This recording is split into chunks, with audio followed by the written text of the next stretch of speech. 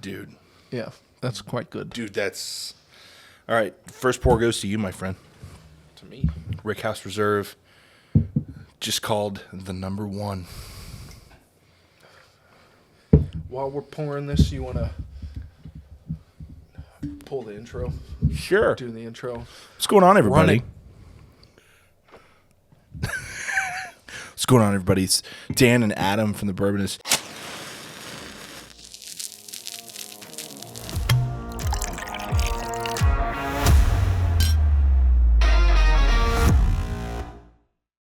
Joseph couldn't join us tonight, and no guest could join us tonight, but we're having, is it too early to say number one cigar of the year? I don't know if you can put this up, because this is a special cigar. It's not mass-produced. It's not like someone else is This is a gift. gonna be able to, yeah. This was a gift from a friend, a very, very good friend. No, I can say the name. Uh-huh. These were gifts from Demetrius. Yes. Yeah. Doesn't have That's to be all that you secretive. will ever come, and that's all you will ever know, Yeah. is that Demetrius tolerates us enough to... He Give us a loves us. Yeah, right. I see the way he looks at me whenever I walk up. You know he only treats people With that he disdain, that he respects with disdain, yeah. Yeah. Here you go, buddy. Cheers to our topic this evening, which is healthy habits. Buckle up.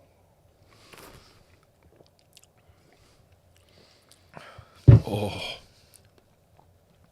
I'd like to take a minute. Yeah?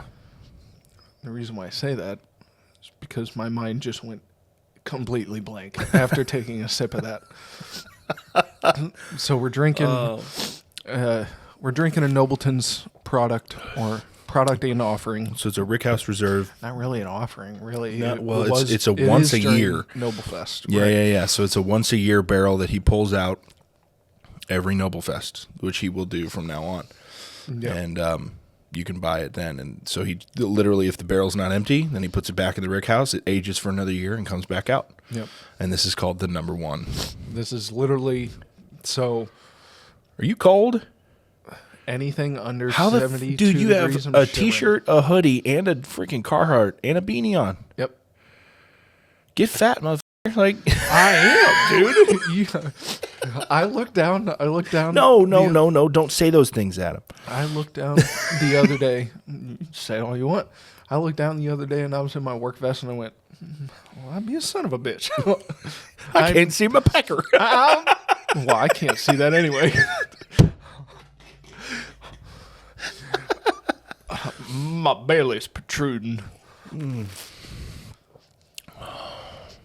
Okay, enough of our the ASMR into the freaking Formation of, microphones. what do the kids call it? Fupa. Fupa. You know what a fupa is? No. It's a front butt. I know what a Dunlap is. My belly done lapped over my belt. Tomato, tomato. Okay. All right. So we're talking about healthy habits.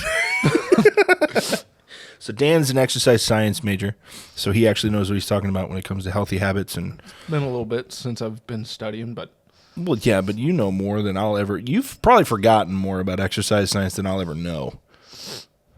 you give me too much credit. No, I give you the appropriate amount of credit. But so I want to talk.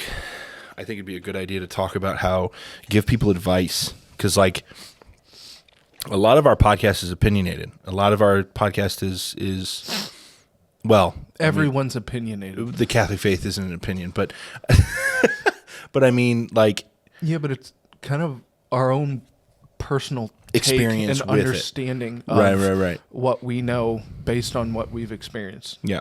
Just repeated myself, but Yeah. But so front butt. fupa.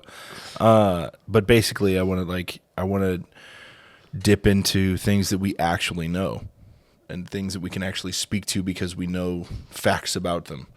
And so I'm Well- just going to fire off a bunch of questions and you answer them. Honestly, I think that, yeah. I do want to state there are so many people, especially on social media, because, I mean, that's how they get their voice out, with so many opinions on what works and what doesn't in the exercise and nutrition realm.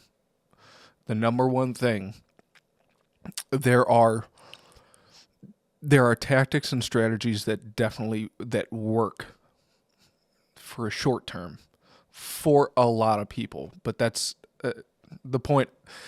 Basically, the point is you are your own individual.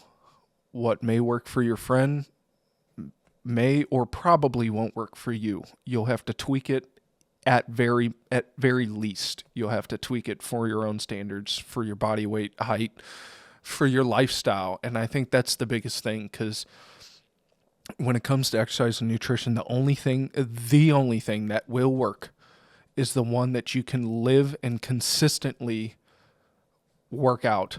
And what I mean by workout is like live it. You have to make it a new lifestyle in order for a diet to work, in order for an exercise regimen to work. You have to that has to become part of you, the new you. And that is a huge thing, that because there's so many people trying to offer quick fixes. There are, sure. I mean, there are certain things that will definitely get you to your goals very quickly, but I can guarantee you, give it time and allow people to research it more thoroughly on like the long-term effects of it. I can guarantee you there's at least a big part of it that's probably not as healthy. The healthiest way to lose weight is to change your diet, and what I mean by diet is basically the amount and type of food that you consume on a daily basis. That's your diet.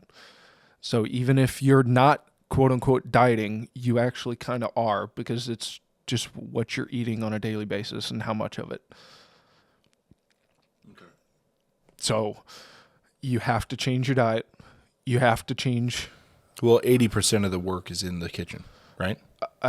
Depends on the goal, depends on the lifestyle, depends on the strategy on achieving that goal. You can lose weight without exercising. Yeah, 100%. I've done it. But you're not going to, after a while, you may, again, this depends on how you attack your goal. If you attack it very strategically and with a lot of, if you allow people who are very wise in this field to kind of lead you, they'll help you kind of understand. You can't get around the work. Yes, you may be able to get around the exercise, but the exercise is kind of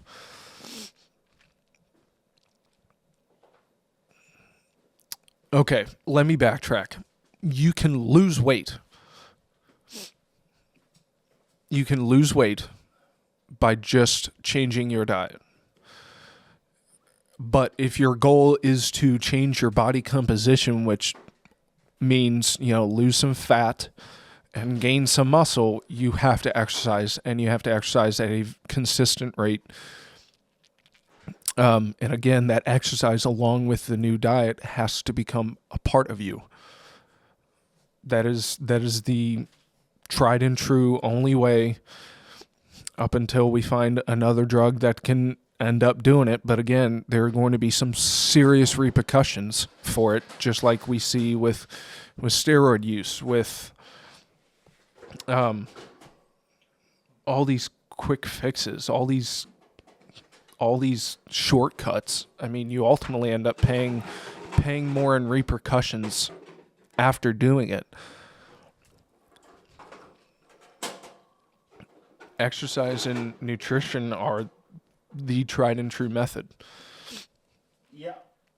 Sorry, I'm getting damn warm. Oh, I'm good.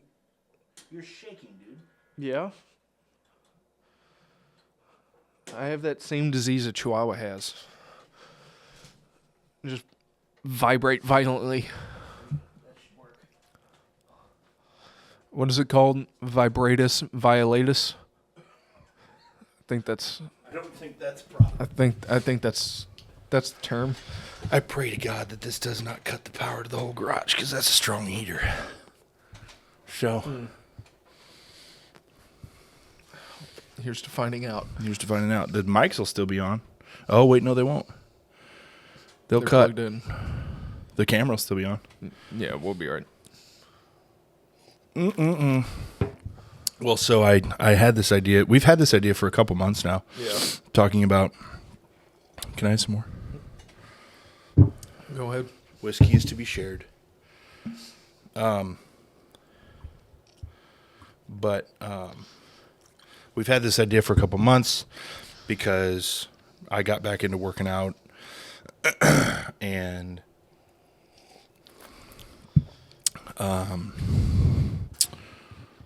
yeah, really wanted to, and I need to get back into it again because I'm overweight. And people are like, no, you're not. I hold it well, but my knees can tell, my feet can tell. Well, and that's a telltale sign that I think a lot of people should be looking for, because if you go by BMI standards, Body mass index. yes, that's body mass index, which takes your weight and basically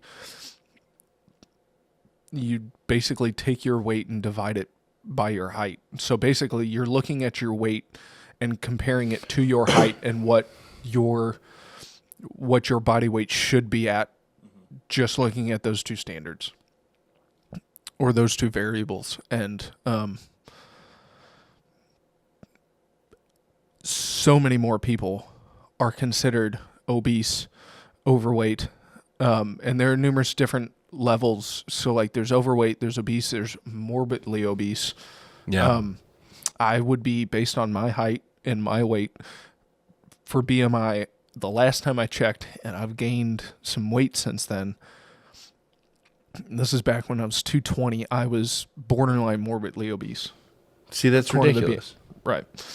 So, and that's where, again, muscle weighs way more than fat. Yeah. So the more muscular you are, the higher your BMI is going to be. Yeah. Which, so there's a big limitation to just looking at BMI to see if you're overweight or not. Use your body. And I think it's the same way when it comes to like trying to track on how much fat you've lost, especially if you're looking at body comp wise. If you are literally just looking to lose weight, doesn't matter what it is, use a scale, obviously. Yeah. But most people, especially if they come to understand what just losing weight actually is and what that means, a lot of people, I think, would be, especially the older you are, the worse that actually is for you, is to lose just weight. Well, yeah, and that's where I feel like keto is not sustainable. Okay, because my body responds really well to keto, but it's a fat-based diet, and so This is a big one I need to, and I think things are different than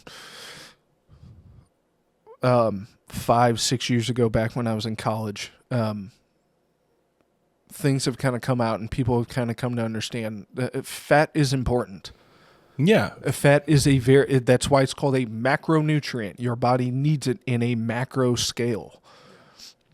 There are 3 macronutrients: protein, carbs, and fats. Fats is a big one because your body needs it to create your hormones, which helps your body function properly. So if you go a prolonged amount of time without fat, because for a while people were like, "Oh, fat's bad." fat-free. Yeah, Because that was a huge. fat gets me fat. I remember that. I remember growing up. I grew up in the 90s.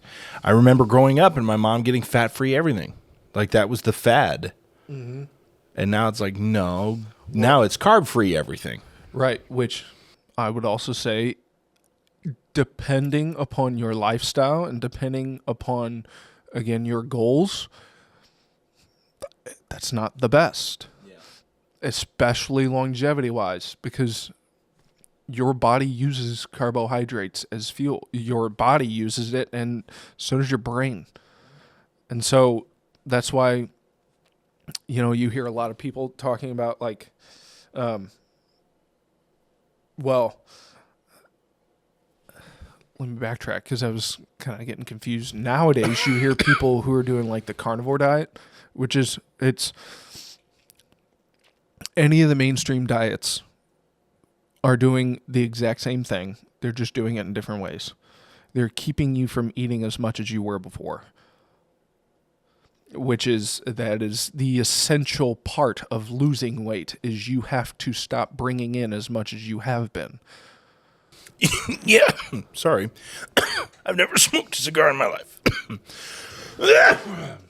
But explain that. So that statement you just made. So all the fad diets are doing the same thing, just in different ways. So keto, right? You are cutting all carbs out, and it's just proteins and fats. You're trying to put keto is like 20 grams of carbs or less a day. Right. And what you're trying to do is you're trying to put your body into it's called a state of ketosis. So your body ends up changing the main source of fuel from carbohydrates to ketones. And so, but the biggest thing that keto does is, since you can only have 20 grams or less of carbs, which is a massive part of the American diet,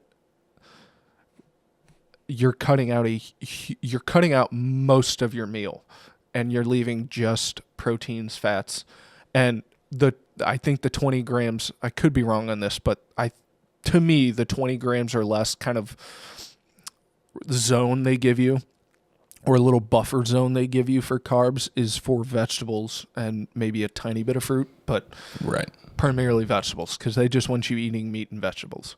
Yeah. Carnivore diet, you're cutting out everything and just basically it's kind of the same as ketosis, except you're just eating like red meat. And yeah, it's not, catch me if I'm wrong, but it's not like there's no poultry. It's straight up. I don't know about that. Beef, I think it's deer. I think it's all meat. It doesn't matter That might what be a kind. specific type of carnivore that's just only red meat. I think there is one.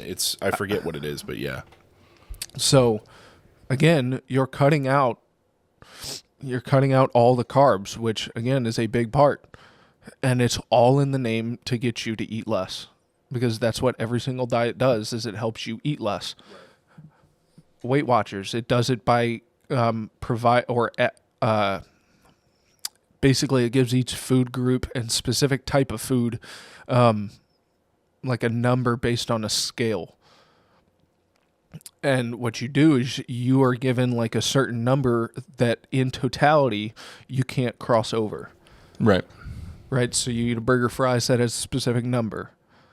Then you go eat yogurt, banana, almonds, that kind of stuff. All three of those have specific numbers. And at the end of the day, you measure your number compared to what your goal number was. And if you are below it, you're watching your weight. Right. So all of that is to kind of say every single diet, especially mainstream diet, is there to get you to stop. Because all the mainstream diets are for people who are overweight, who are looking to cut. Yeah. Now, obviously, that's different if you're looking to gain weight. Still a diet, because it's your specific avenue of fueling your body, so your eating habits. But now your goal is to gain some weight. So then you have to take... So, number one, when you're starting off with trying to figure out, or let's say you found out, all right, let's say you want to lose weight, just for example purposes. You know you want to lose weight. The number one step you should do, at least in my mind, is find your basal metabolic rate. Which is correct me if I'm wrong, basal metabolic rate is the amount of calories you need to sustain your current body weight if you had no physical exercise at all. Correct. Yep. Yes. So So like mine, I just did an in-body scan, which is like this. It's you can go to any supplement superstore. They'll do it for you for free. The place that I work actually lets me do mine, but it sends like, so you step on this pad and then you hold onto these handles, Right. and you hold your arms out and it sends electro shock through your system. You don't feel it. It sends electrodes through your body. Right. And so it measures your entire internal system.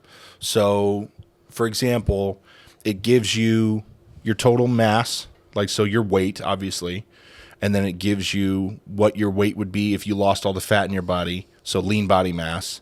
It gives you your skeletal weight because it just does all the things. So, like, my lean body mass is 235 pounds, which I've been told is very large. That's my body weight currently. I've heard that's if I lost all the fat in my body, so if I was skin, bone, and muscle, I'd still weigh 235 pounds. Well, you'd probably weigh more just because obviously your intestines have a weight. Your brain is Right, a weight, your but I bone is a mean- weight. But That's the general idea. Right. Is like if you lost all the fat in your body, that's what you'd weigh. Which 0% body fat is impossible to sustain. sustain, yes. I was going to say You can it's not hit impossible. it. You can do it. You can get to it for Well- like a week, maybe a couple Yeah, days. no, you can. But sustaining it is damn near impossible. Well, yeah, I mean, shoot. If you know any bodybuilders who compete fairly regularly, so someone who's done it more than once, ask him. So peak week, when you're peaking for your competition, you're supposed to be at your absolute leanest, body fat wise. Maybe not. You might not be the lightest you've ever been because you're supposed to also have some muscle on top, or you're supposed to have muscle. But ask any bodybuilder, like, how long after peak week did you hold that? Most of them are gonna go, it didn't take long. Took a week, took a couple days, Yeah. because especially if you win, you go out and celebrate. There are certain individuals, and even a winner, like someone who is like, this is what I meant to do is bodybuild. They'll still go out and, like, unless they're doing a whole nother competition, maybe a week later, they're gonna go back, probably start bulking, start gaining some muscle, so that way they can get in better shape for the next competition.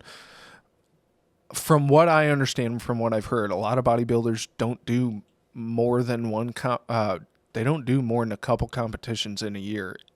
Maybe even just even one. Sebum, like he'll do. Obviously, he's 4-time Mr. Olympia, but like that's steroids involved and like Right. all And that. also being a genetic freak. That's right. And so a big thing for me. So this is one thing that I hate about social media is like it's all these stigmatism or all these stigmatisms. Nope, that's the thing in your eye. No, that's an astigmatism. I don't know. It's all these. I sound like a retard right now. Welcome to my world. But it's all these unrealistic goals that people look at. Expectations. Look at every single day. So like one of my favorite people to follow on social media, honestly, is Chris Pratt. Yeah. I'm not like a celebrity follower guy, but I loved watching his journey from Parks and Rec to Guardians of the Galaxy to, if you look at him now, he's just a thin dude. Right. He's not jacked. Right. He's just kept the weight off. He just looks good. And then if he needs to bulk for a movie, he'll do it. Right. But like for the most part, he's just a healthy looking dude. And I'd like to add on top of that, all the actors that go out and within a couple months have this massive transformation, and you as a normal person think you can do that, you're wrong. Because It's millions of dollars. That's not even that. That's their job, is to do that. Especially if they've been given a role and they have to hit a certain weight, like they have to bulk up 30, 40 pounds. yeah. They're definitely taking something. Well, and I'm sorry, and we can talk about this ad nauseum, but The Rock is full of shit. He is not natural. Of course not. That Have dude you is seen him recently? That dude is 55 years old. Have you seen him recently? No. Not anorexic. He's a little thin. Not a little. It looked like somebody sucked all the air out of his muscles. Oh, He's yeah? still got some muscle, but he looks like a normal 55, 56-year-old guy, which is in good shape. Yeah. Whereas before, there was no way. Well, because Absolutely not. he had to bulk for the Moana live action shooting. When he was, and he said, and apparently what I heard is that apparently had some health complications because again, you're taking all this exogenous or you're taking all this erogenous stuff that your body's not meant to do, and you've been doing it for so long, your body, your body's going to start shutting down. That's the biggest issue. Yeah, with Rodney Coleman. This is the biggest issue with steroid use is you're injecting all this erogenous and all that. I think erogenous is the right. It's either that or exogenous or basically. I don't think it's erogenous because erogenous is like the points on your body that turn you on. You're adding all this stuff that's turning you on, which actually isn't necessarily wrong because like you go inject some tests into you. So I've been told. But like, so, yeah, but you're adding all this stuff that has been man-made.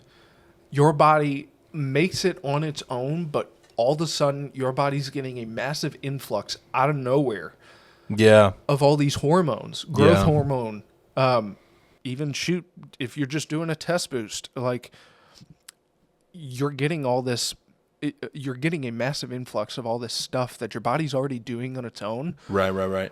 After a little bit of time, your body goes, "Oh, I don't need to make this stuff. It's just free floating in my blood, Right. or it's in the system already. I don't need to make it." It's the same principle as how people get addicted to drugs, because it's just like, or people get addicted to like painkillers and stuff because your body stops creating that stuff because you take so much of it so often. Yeah. That it just gets used to it. And then what your body does, which is super cool, I don't need anymore. your body goes, "Oh, well, I'm gonna just shut this down." Yeah. The issue is your body can't turn it back on. Right. Let's say you stop doing it for a while, your body's not going to start making it. It's going to go, "Oh crap. Sorry, bud, you're kind of SOL." Because Well, what are your thoughts on TRT? I'll be honest, I haven't done like too much research into it, so I TRT don't know a is whole lot. testosterone boosters for men. To be honest with you, if you're under the age of 32, 33, I don't think you need it. Yeah. Actually, I would go on a pretty sturdy limb and say you don't need it. Because, like, if you're a guy who's, let's say, my age, and you've gotten blood 20. work and everything. 28. Yeah. 28, you've gotten blood work done, and your doctor's like, "Hey, you got low T count." Testosterone. Yes. So you have low testosterone levels in your blood. I would say, number one, go look at your lifestyle and change it. Are you getting 7 hours of sleep? Are you drinking? Even just a couple drinks a week. Because that's going to affect your sleep. That's going to affect your performance the next day. And I don't mean in bed. It'll affect that too. Yeah. Not that I probably shouldn't say shit. I don't know that from experience. I don't know. Well, you know what? I'm going to have a filter on today. I was about to say. Shut up. I was almost about to say it again. But yeah, it'll affect your performance. Are you getting enough protein? I think that's another big thing. Because I don't know if you guys know this at home. If you eat red meat, it helps produce Testosterone. right. Yeah. Now, it's not going to be like if you go eat a 14-ounce ribeye, it's not like you're going to be like, "Oh my God, PRs tomorrow." Yeah. It's, but I will tell you, especially when I was losing weight and we went out for my mom's birthday, every time I go out every time we go out for someone's birthday, every time we have someone's birthday, we try and go out to eat. And a lot of times we go to like a steakhouse. Yeah. And when I was losing weight, I was in the midst, or no, I was at the tail end of me cutting. Because I was Cutting weight, not cutting himself. Not self-harm. Yeah, I don't need that attention. We went out and I had a 14-ounce New Year's strip. Dude, I stayed up all night. It kept me up. Oh yeah, it'll do it. And I felt great. Yeah. Because I think I was also like fasting going into that. So having a massive New York strip, I didn't even have much of the potato. I think I had 1 or 2 bites and then the vegetables. Unbelievable feeling. Yeah. But it's not like a steak equals a shot of TRT. Right. But if you're under 33, 34, I don't think you need it. I think you just need, if you need an increase in testosterone, I think you need to change your lifestyle. Right. A lot of things have to do with diet. I was talking to a guy about this yesterday at the health club where he was like, look, dude, like, because I've been talking about brain fog and like bouts of depression and things like I've been dealing with, and that went out. No, I'm just protected. I got you. And he was like, I mean, but I feel like a proper diet and exercise, because like I have no problem exercising. But that was something else that he told me. He was like, why are you working out so hard, man? Like, you don't understand that your body you need to refuel your body after you work out. If you're working out heavy lifting 5 days a week, do you understand how much protein you have to intake to offset that? Because otherwise your body will just start starving itself and it'll hold fat and it'll hold, you know what I mean? Well, and that's where, No, come on. You can disagree. Yeah, I would disagree. I would say definitely if your intensity is up. So in the exercise science industry, I was taught to look at a scale of 1 to 20, not 1 to 10. Because 1 to 10, you can throw up a 7. And be like, that set was probably about a 7. A set of reps of lifting weights. To whereas if you go 1 to 20, like if me as a trainer, when I was a trainer, I would go, hey, so-and-so, how was that previous set?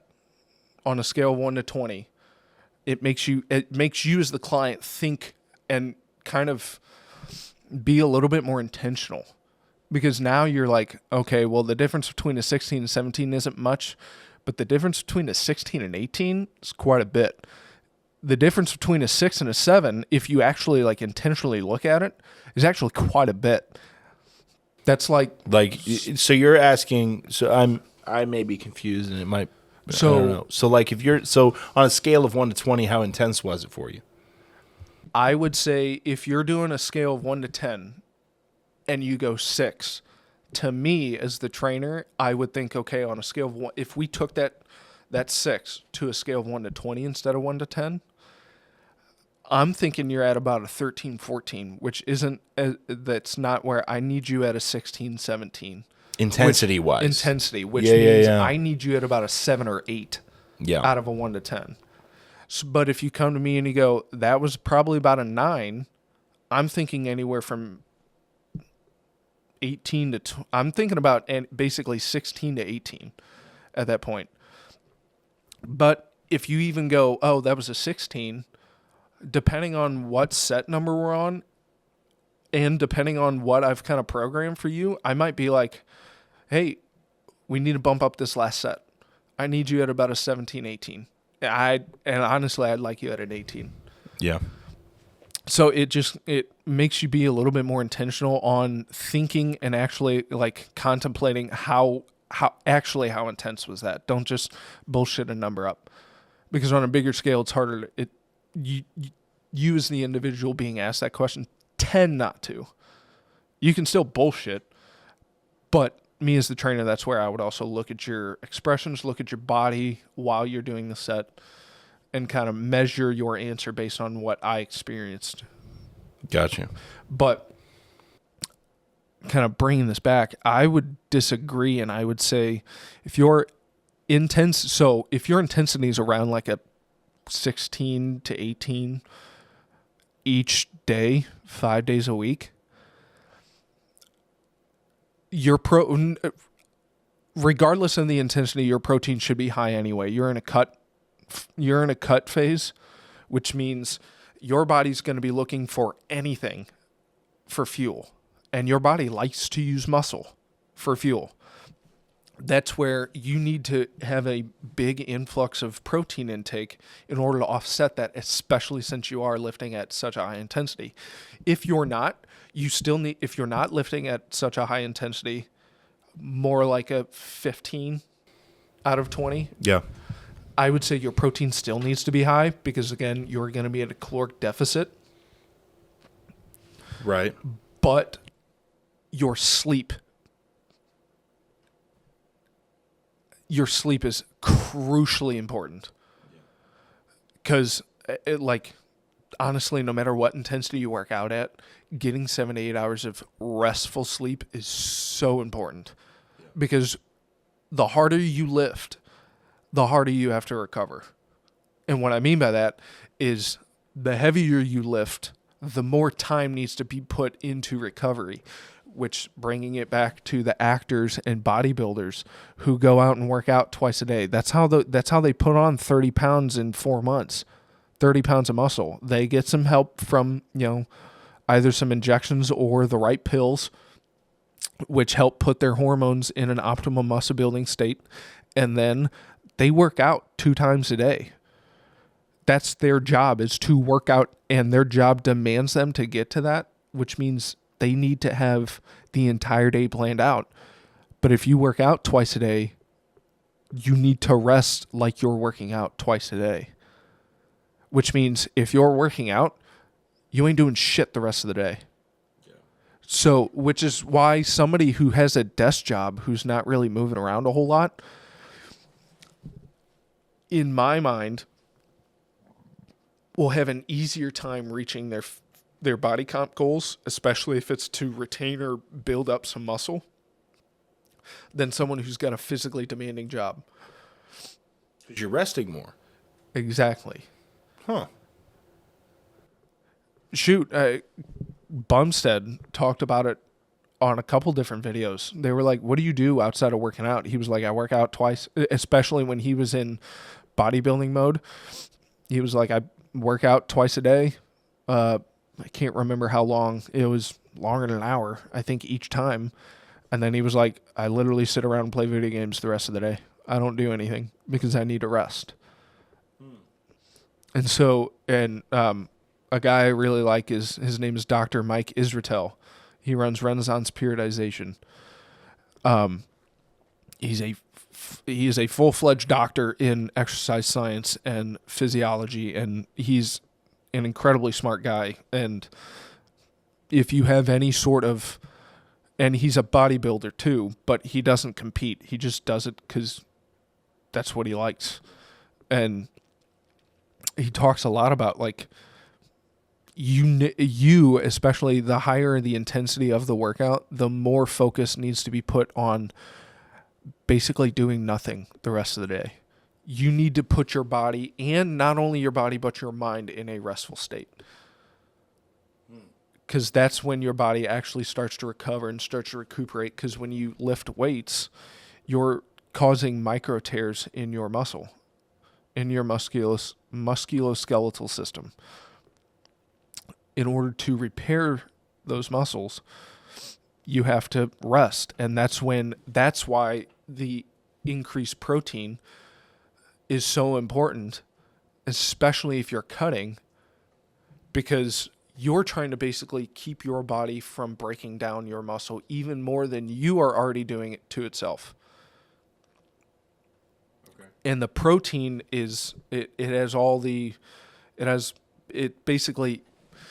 there are amino acids, something called amino acids in protein, and those are like the building blocks of protein. Protein is what gives your body structure.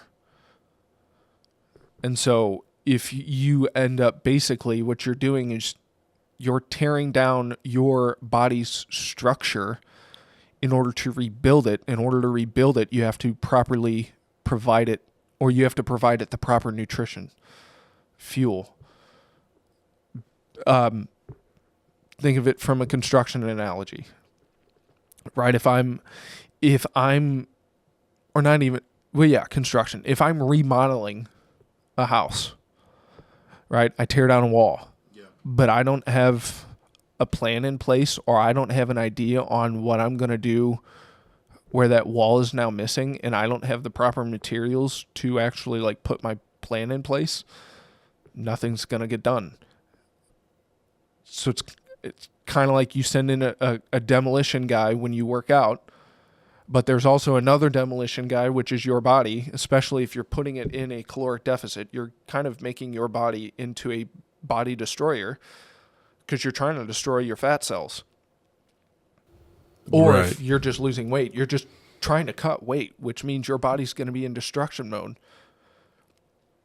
So if you have two people who are in charge of destruction in a house, yet you don't have anything coming in providing it with new supplies and new materials, you're just going to have a gutted house by the end. Okay. And then when you sleep, that's when those materials are actually like rebuilt. That's when those materials are put to use. Or when you're resting. Okay.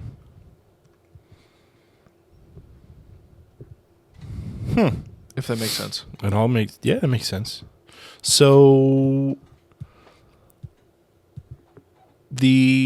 let's see. So let's just I'll ask questions from like my certain point of view, because that's really all I know is like what I'm going through right now.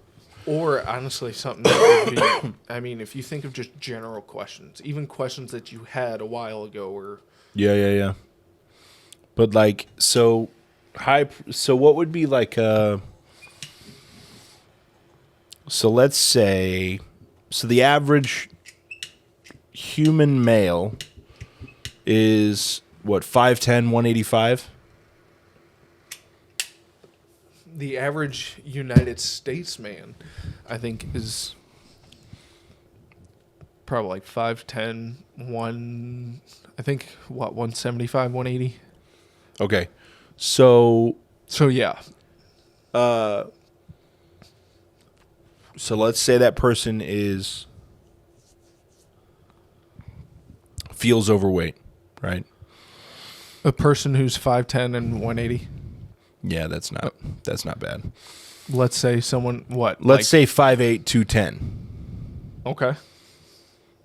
Or even put it even higher. Let's say you're 5'10", 250. Hefty. Yeah. So what is the so if you're cutting weight and Yeah. you want it to last, what's the go-to diet? So like I guess let's put it this way. So how much protein should a person on average consume daily if they're wanting to, Average person. like, is there a formula is what I'm saying? There's a value. Because I've heard that like you want to consume the same amount, you want to consume the same number of grams of protein per day as like near your goal weight. Yeah. So like my goal weight is 280. That's a lot of freaking protein. Uh-huh. I'm eating like 260 right now, which is That's still doing fantastic. yeah. What is it? The average I think the recommendation for the average individual is 0.8 grams per kilogram of body weight. When you're cutting weight, what I don't recommend, because I'm not an actual registered dietitian, but what I would say, like basically what I would say is, hey, someone in your position,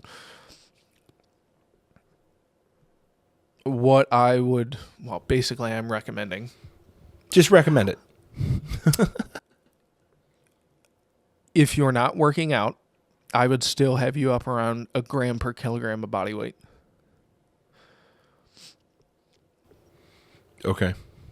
If you are working out, especially at high intensity, I may even have you at 1.2. Especially if you're working out weightlifting. If you're doing cardio Per kilo, not per pound. per kilo, which, I mean, I've heard gram per pound. I know in exercise science we were always taught gram per kilogram. Okay. But I mean, shoot, you can even do gram per pound. That's just it's I'm so too- much protein. I'm 240. That'd be 240 pounds of what?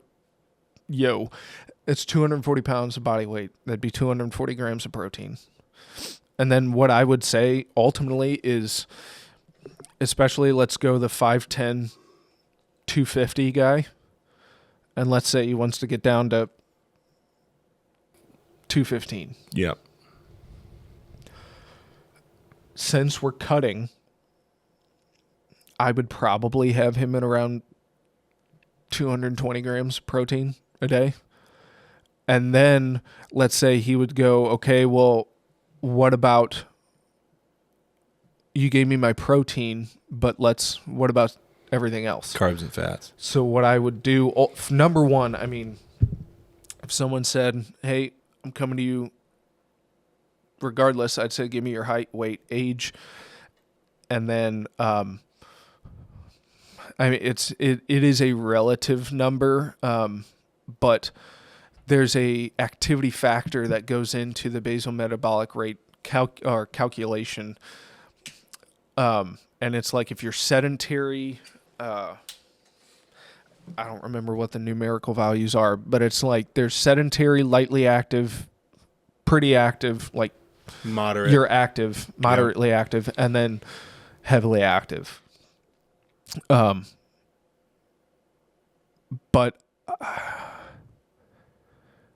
and I want to say lightly active is like you're working out probably about 1 to 3 times a week. Moderately active is like 3 to 5 times a week, and then heavily active is you're active and constantly moving a lot. And then that obviously fluctuates because you're multiplying whatever you get by that activity factor, which it's like 0.51, 1.52 or something like that. So at some points you could be taking what would be your basal metabolic rate and multiplying it by 1.5. So you could add a decent amount of calories. But I'd find out your basal metabolic rate. Then I'd find out your goal. Okay, you're trying to cut, which means healthily, it's 2 pounds a week. That's the upper tolerable limit that's healthy to lose a week. It's 2 pounds a Yeah, week. I think when we did our calculations yesterday, it was like close to 2.5 pounds a week. Just about. So if you're trying to lose 2 pounds a week, and what I'm going to try and have you do, obviously, like regardless if you come to me and you just go, I want to lose weight, my goal is to make sure you're losing the right kind of weight. Right. Because I don't want you to just be skin and bone. I want you to actually feel good, which means you're going to have some muscle on you. Right. So, I'm going to find your basal metabolic rate, and then I'm going to subtract by 500 calories, which means that's 500 calories less per day that I need you not to eat or to eat. So, and then what this ultimately kind of calls on you as the individual is this means you got to track your food. And you got to track your food, and you got to track your consumption rigorously. Yep. Because the more brutally honest you are, I have to weigh my food every day. Well, and so what I did was MyFitnessPal, Under Armour has an app called MyFitnessPal. You Yep. can type in your meals, type in the grams, the quantity, the type of food, and it'll kind of keep track per meal what you're doing and how many calories you're actually bringing in. And once I actually started being severely or once I started like being very rigorous in actually putting down how much food I did, basically being brutally honest, Yeah. that was when the weight really started to come off. Because Well, yeah, because you're basically yeah. I could go, hey, I had a handful of nuts, right? Yeah. I had a handful of nuts, okay? And then I type it into MyFitnessPal, and one serving's 170 calories. Okay, great. I had 170 calories. Right. When in reality, if you go look at a serving size, it's like, what, 8 nuts? 8 individual nuts? It's like 3 or 4 ounces. It's ridiculous. Yeah. When I've got smaller hands, so my hands, like I can, whenever I would sit down and have like a snack and eat nuts, I was not going, oh, I hit 8 nuts, I'm done. No, you sit I'd there have and like have like 28, 38, right. 58. So when I would actually sit down and go, oh, I had 58 nuts, that's my fat content for not only today, but tomorrow too. Like, Right. people don't understand how many calories and like the quantity of calories and Yeah. macronutrients are in each of the servings. Well, because nowadays, and this my household is guilty of this as well, where we'll buy super healthy stuff. You're having whiskey before you have more. You have this stout. I've only had one glass. Homie. Oh, okay. The And I'm stout. only doing something like that. The stout's good. Very good. Oh, you've had it. Uh-huh. Oh, okay. Before I came here. Okay. I had to try it. No, and sure. then I had it and I went, oh yeah, we're having that. Yeah.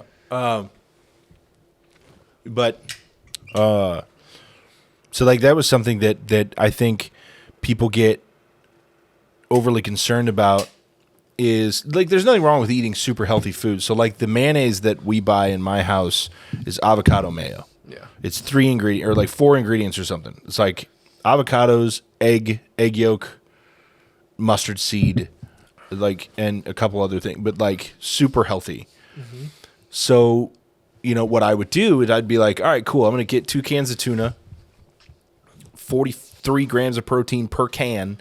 And you're like, hell yeah. You dump those 2 in. You put a glob of mayo in there. You mix it all up and you eat it. You're like, that was a super healthy. No, man, that lunch was like 800 calories. It was healthy, but you just had a shitload of fat, Tons of fat. which is fine. And this is something I get in arguments. I said that right? Yeah, you said it All right. Hello. I get into arguments with my dad about this all the time because I'll come home from working at the country club and I've had a pound of chuck. That's 80%, homie. Yeah. That's 20% fat, homie. Yeah. I had 2 of those along with 2 slices of cheddar, homie, which is more fat, homie. Yeah. So I'll have a day and a half's worth of fat, and then he'll be like, hey, we're having salmon. It's healthy fat. And it's like, yes, Dad, it is healthy fat. But it's not healthy when I've had 180 grams of fat already. Yeah. And now I'm having something that's going to give me another 15. Right. It's like, and then he'll be like, oh, I can't feed you guys. And it's like, Well, like- so, my wife does that all the time. She's like, it's so annoying. Why do you have to eat so boringly? I can't cook for you. And I'm like, you don't have to cook for me. It's why are you complaining? Well- it's fucking language. it's fucking language. Travis. It's fucking language. It's simple. It's pulled chicken in a carb balanced tortilla with fat-free cheese I don't and know just why. a sprinkle of it. I literally thought you were about to say, it's pulled chicken in a cardboard box, lady. But, and actually, She hates it when I go on a diet. She's would- like, I like to cook for you. And I'm like, yes, but you use all the taste good that, like, yes, extra virgin olive oil, super healthy. Not when it's in everything. And even it's still healthy, it is. but it's a lot of fat. Right. And that was two things. One, a lot of people don't understand, like, when you would use that spray nonstick on pans. Oh, yeah. And you'd see on the serving size, it'd be like, oh, serving size is what, 30 calories? Yeah. It's literally, at that point, it's essentially like 3-point-something grams of fat. Yeah. Oh, that's nothing. When it's like, yeah, do you understand that a serving size of canola oil is like a... and that's it. And you're going...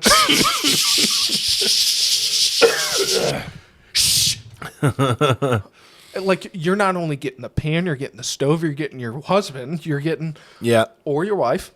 I was talking to Demetrius the other day, and he was like, the only thing we cook with is beef tallow. Super healthy, and that's all we want to do. I'm like, that's great. Don't glob it on. I mean, get enough to where it actually helps you be able to, like, cook the meal. Right. But don't just, like, take a handful of nuts. Right. Don't just take a handful of beef tallow and go... Yeah. Listen, if you hear a sound when that tallow hits the pan and it sounds like it's hitting the stove, not the pan, you know you have too much. When you feel the impact in your feet and your stove now has a crater mark, you don't need that much because, like you were saying, that's adding to your calorie count in that meal. So you have to add that in. And then that's where the Brutally Honest really comes in clutch, is because you can put that in and then go, oh, wait, okay, so if my goal is 2,500 calories, 250 grams of protein, or let's just say math-wise, 200 grams of protein, in this meal, it's lunch, I'm going to need one more meal at 50 grams of protein to be able to hit my protein goal. Yeah. Which 50 grams is easy to hit. Right. But I mean, that's half a pound of chicken. That's like a chicken breast, probably. think a regular 8-ounce breast 8-ounce breast has is 30. What? I think it's 30 to 35 grams of protein. Because we did the math yesterday. 11.1 grams of cooked pulled chicken. 11.1 ounces. I'm sorry. 11.1 ounces of cooked pulled chicken is 88 grams of protein. Oh, right in my eye. A cooked skinless chicken breast contains approximately 31 grams of protein per 100 grams. So a 3.5 ounce, which is 100 gram. Okay, so never Yeah. mind. So I was Never right. mind. Yeah. That's where I was getting it off. Okay, I was getting it wrong. I was getting it wrong. You weren't doing that. Nope. But like, so my heathen. but my meals are the carb balance tortillas. I sprinkle a quarter cup of fat-free mozzarella, which is, you think it's not a lot, but it's 9 grams of protein and no fat, so that's great because it's fat-free.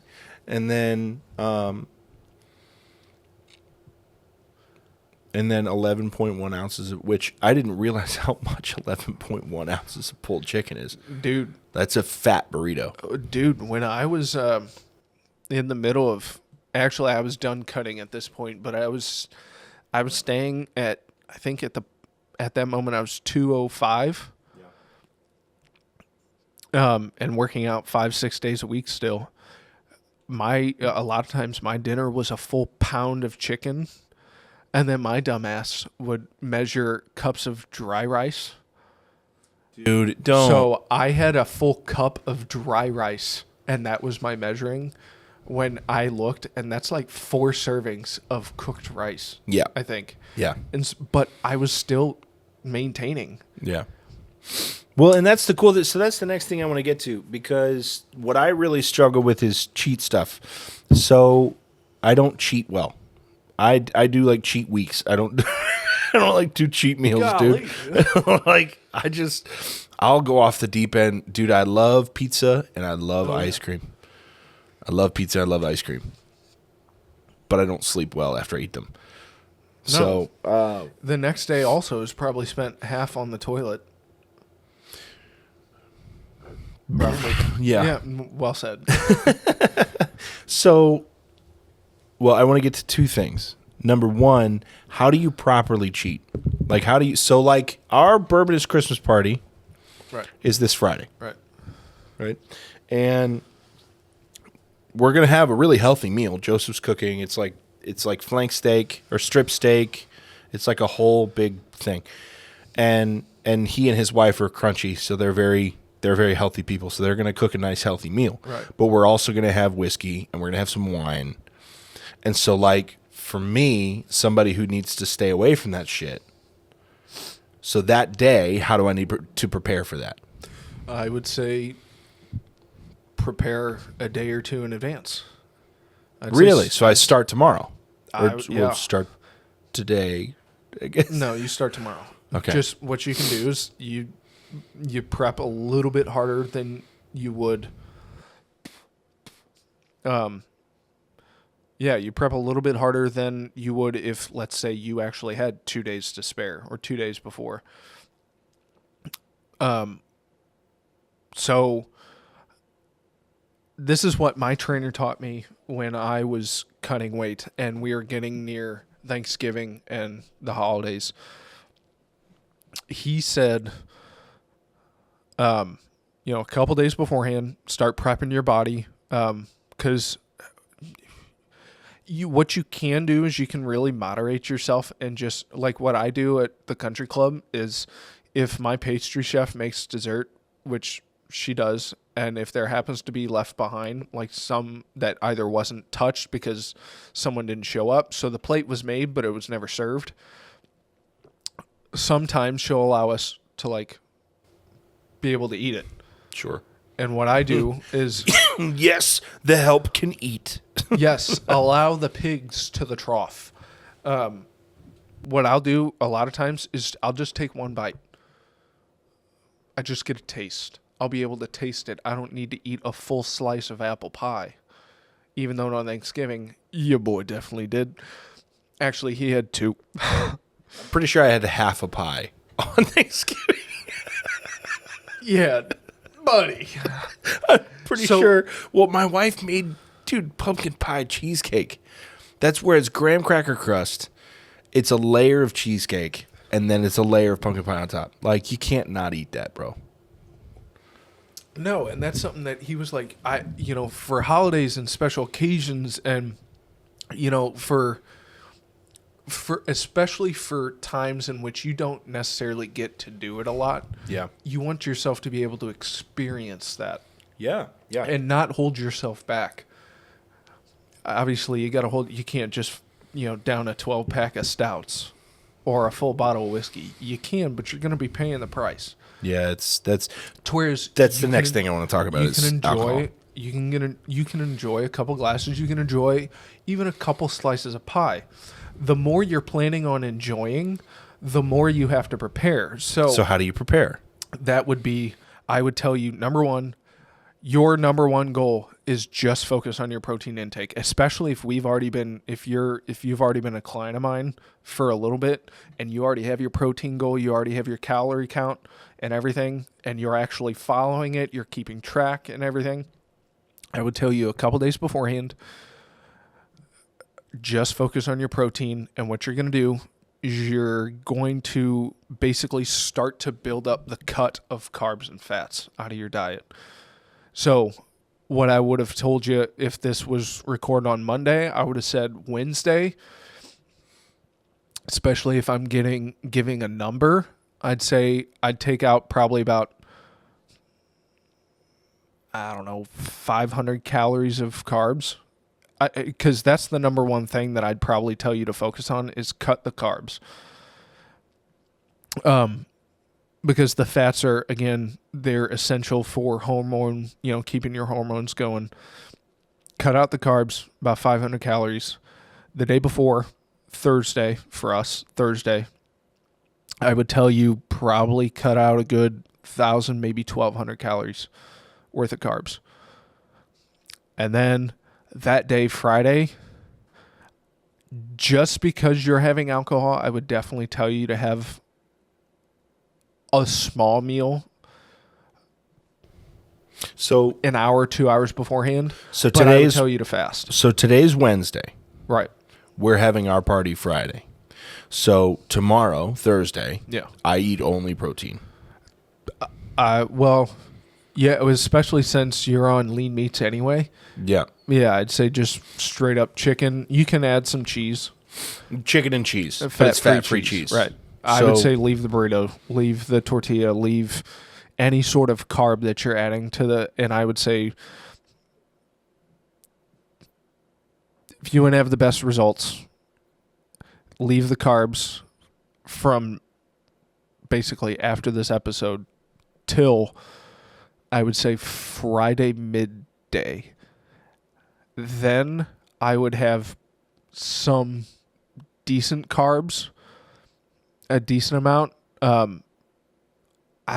I wouldn't even have, since you have like a meal plan going right now, I wouldn't even have the full amount of carbs in a set meal. I'd still cut it. But you're having enough carbs to where it'd be able to soak up, like you'd have some substance in your stomach before you start drinking. If you weren't drinking and this was just because you were like, oh, I'm going to have, like Thanksgiving.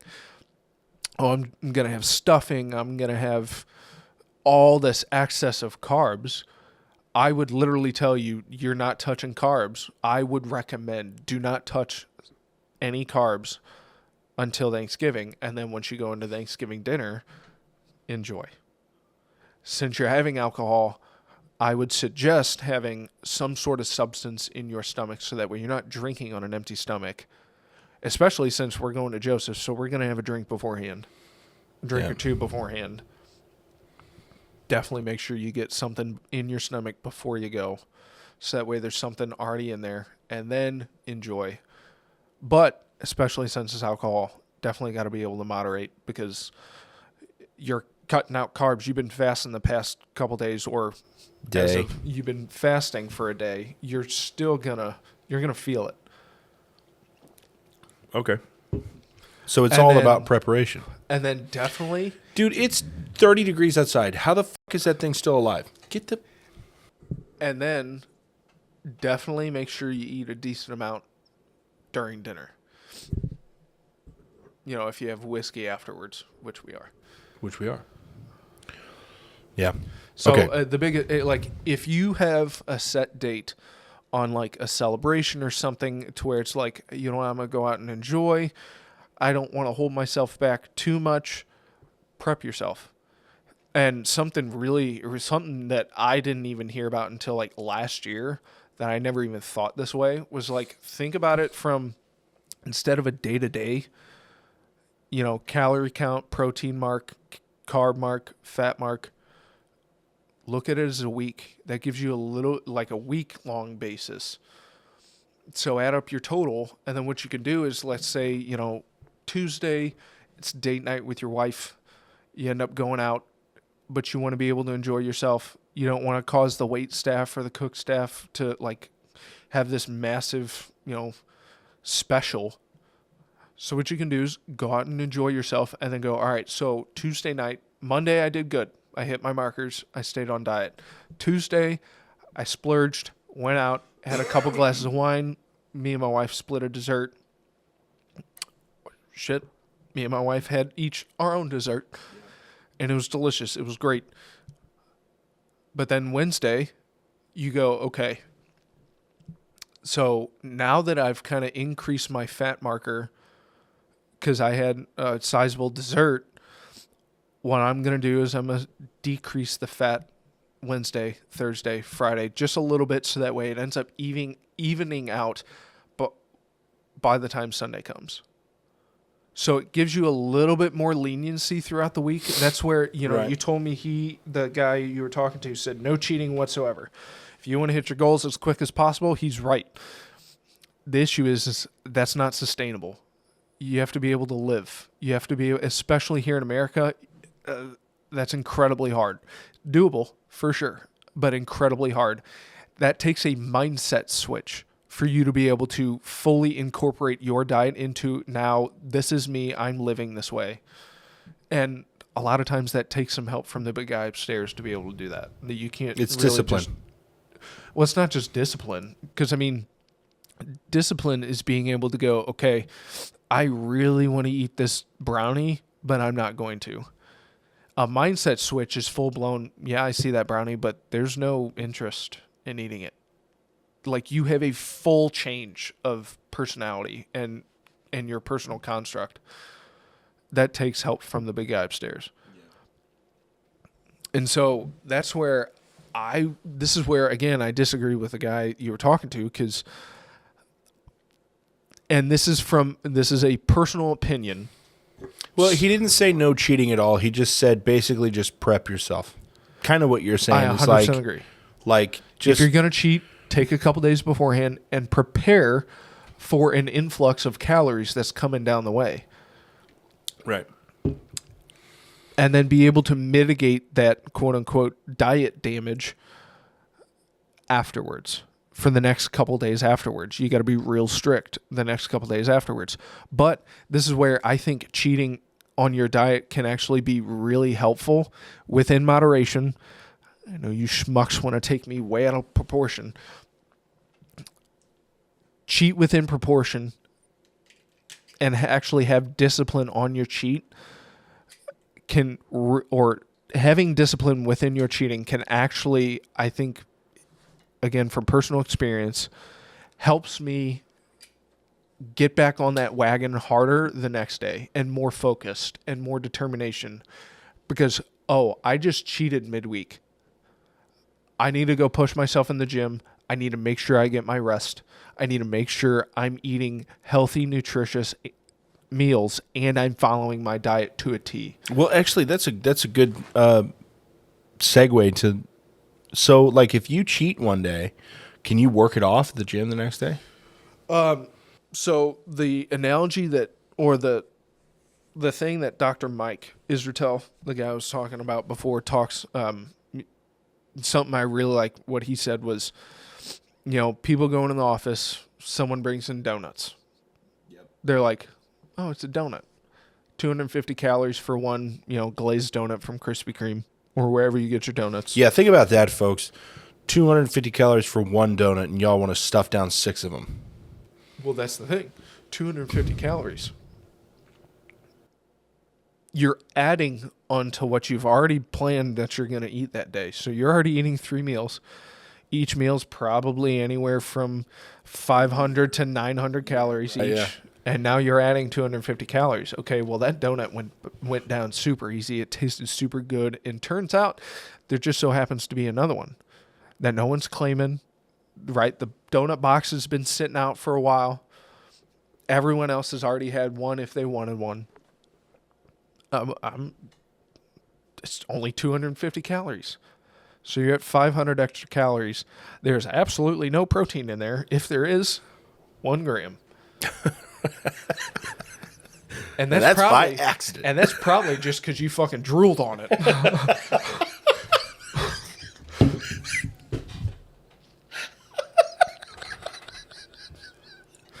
Because no one is a real That was really funny. no one's a real upstanding citizen while they're eating a donut. They're an animal.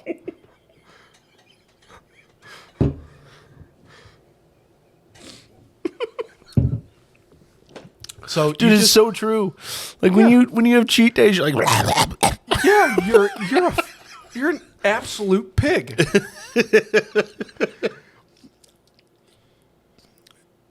If people weren't around you, there'd probably be a facial imprint in your food left over. Dude, when nobody's around, there is glaze on my mustache and on my beard, and Yo, yeah. Watch what you're saying. What? But so 500 calories, 2 donuts, 500 extra calories. So I don't know if you know this. Do you know how long you have to walk to hit 500 calories? I What is know. it? The average person, I think the average person, if they walk 30 minutes on a treadmill, I think you get what, 150 calories burnt? 150, Well, 160 calories? I heard this when I was younger. In order to work off the calories in one M&M, you have to walk the length of a football field. One M&M. One. Not one M&M covered donut. That's one M&M. One M&M. And You that's have to regular. walk- That's you have not to even walk a a football peanut. field. That's Yeah. not even the chocolate covered peanuts. I made a joke to my mom. I was like, then just walk back and forth on the football field when you're eating M&Ms. It'll balance out. You'll be there for a couple hours. Right. But you'll be fine. And guess what? When you go home, you did absolutely nothing. You literally just, it was the equivalent It evened of out. You literally just sat on a couch You did. for 2 hours. Yeah. So it takes a ton of work to be able to quote unquote burn off that donut or those donuts. Right, right. I think what was it? For a person of my stature to burn off 250 calories, I think that's 20 to 25 minutes on a Stairmaster. Not on like a super high rate, but on enough to where like Just walking steps. I'm Yeah. basically walking up and down a parking garage trying to get to my car Right, right. for 25 minutes. Well, so we're kind of running out of time, but I did want to hit one. Did you want to say anything else about that? Well, so don't use that excuse of I'll just burn it off later, unless you're talking about throughout the week and you've got a ton of yard work to do. You've got a ton of things that you have to move around the house. You have to help someone move. You're still going to work out 5 days a week. Okay, sure. I would still recommend that later on in the week you decrease some calories. Honestly, I would say decrease a small amount of calories every single day to balance out. That's the easiest. Or you can just take the hit 1 or 2 days and just take 250, 500 calories out within a day. But I think if you're trying to live, if you're trying to live and actually like enjoy your life while doing it, look at it from a week by week basis. Do your numbers, like find out your numbers, add them up for an entire week, and then just go, all right, this is my total for this week. I need to make sure to, at very most, hit these markers. Except protein. Protein, I would say, is the one you can go over on. Yeah. But Well, yeah. if you are, you're an animal, and congratulations and round of applause to you. Right. So then the final thing I want to talk about is I heard something about alcohol consumption that I did not enjoy yesterday. Your liver processes the fat in your body. So if you're you drink, it slows down your it gives your liver basically if you drink, you're preoccupying your liver over the alcohol rather than the fat disposition. which is why you cannot hit your body comp goals, especially if it's cutting, If you drink you're drinking. regularly if you're drinking. at all. Okay, 1 drink a week. And even then, number 1, it's going to affect your liver, like what you said, and metabolizing fat. Number 2, it's going to affect your sleep schedule, which is going to affect, Your recovery and everything, and when you lose all the weight and everything. So literally 1 drink is actually setting you back. Great. Cheers. So yeah, I guess what? Here's to your goals and results. Golly, you poured that way better than I did. It's just like when a kid's young, you got to be real stiff at the start. Make them afraid of you. And then you can be soft and gentle after, every time you stare at them, they start crying.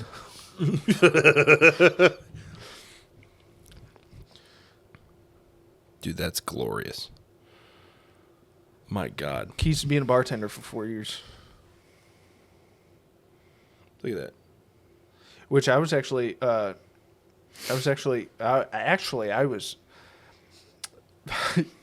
just had a fat stutter because I just had 5 thoughts coming to my mind.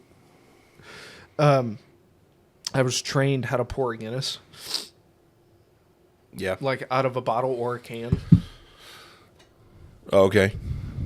And there's tons of videos on it because ever since I was told by a bartender, I've seen videos of it. But you take your glass, put it on top. It's best with a bottle because the cans come with that ball down at the bottom, so it already kind of helps. But if you're out of a bottle, flip the glass upside down. Make sure the tip of the bottle is touching the bottom part of the inner part of the glass, and then immediately flip it over, and then slowly pull up the bottle, let it fill up the glass, and then kind of circle the glass with the bottle, and then pull it up a little bit more, circle it, let it settle, then pull it up. And just like so, all the massive bubbles that are in here, there's 0 visible bubble if you do it right with the Guinness, which is Hot the way damn. it's supposed to be. Okay. Ladies and gentlemen, we are the Bourbonists, or 2/3 of the Bourbonists. Thank you so much for joining us at the table. Cheers to healthy living, buddy. Yep. Enjoy yourself, enjoy life, but treat yourself nice. Drink heavily. We'll see you next time.